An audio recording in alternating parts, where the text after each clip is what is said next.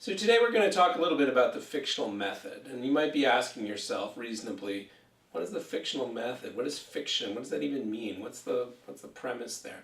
And so what I want to talk to you about a little bit is the idea that is at the very heart of literary study, and that is the notion that there's a mode of representation, which back in the day was called poesis, or fiction in Greek, in which we represent the world not as it is, but the world as it might be. The world as it is projected or imagined to contain moral or political or social or cultural phenomena that have something to tell us. So we might want to think now about the distinction between documentary, right? Think about photography or film on the one hand, and on the other hand, fiction. That is to say, the work of making or creating a literary representation which has a creative design, which has a structure and a goal. Right? So some of the core questions we're going to ask in this course are, well, what is the fictional method as we experience it today? Do we think about film? Do we think about fiction? Are there new and emerging forms of expression which are relevant to us now to understand them as fiction? Right? So some of the other questions we're going to ask. What advantages and disadvantages does fiction have, whether they be prose or film, as a medium for the discussion and analysis of legal, political, and cultural concepts? So another way to think about that is, why would a writer choose to create a novel instead of a nonfiction essay or an article or a photograph or a film? What advantages does the novel as a medium provide to the writer that they don't get from other genres or modes of expression? Second question we'll think about, what are the ethical or the affective, the emotional qualities of fiction? How does literary fiction act upon us as readers? How does it make us feel? How does it make us identify or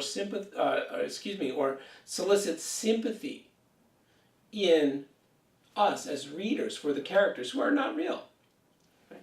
Another question we might want to think about, is fiction reliable as evidence? Sometimes historians will use fiction as a way of thinking about the past, and they'll say, well, this novel teaches you about what it was like to fight in World War I, for instance.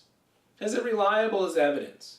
Now, we might also ask, is nonfiction reliable as evidence? Is a film, which seems true to us, reliable as evidence?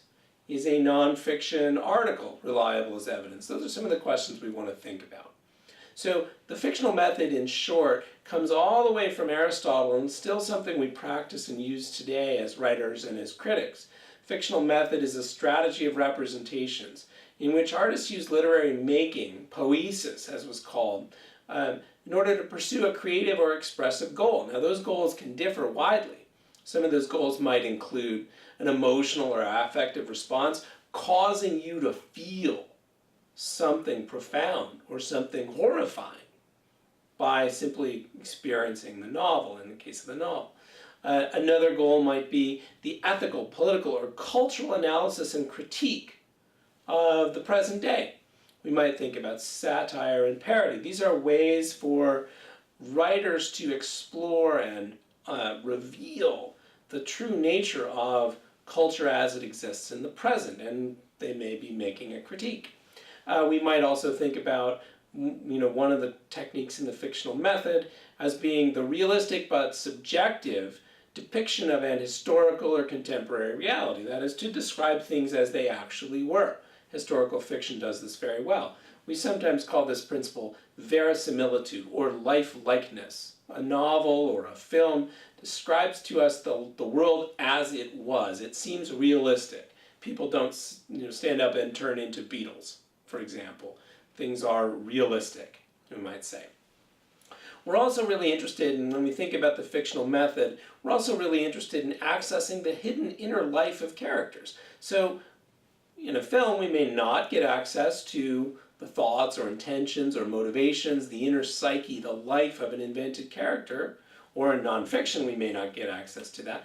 But in fiction, we can get special, privileged access to the inner life of the character, the fictional character. And finally, fictional method is also a very valuable and very traditional way for exploring alternative realities. So someone like Philip Sidney once remarked, writers are ranging freely through the zodiac of their own wit. That means writers are exploring all of the creative possibilities, the potentials, the range of human possibilities which they can imagine. And so you can think about science fiction as just one illustration of alternative realities. Another illustration would be near future fiction, imagining the world in 5 years. Right? Another very familiar genre. So the fictional method is a strategy of representation. It's a way of thinking about literary making, of craft, which has a number of different goals, the overall end point of which is to do something in the world.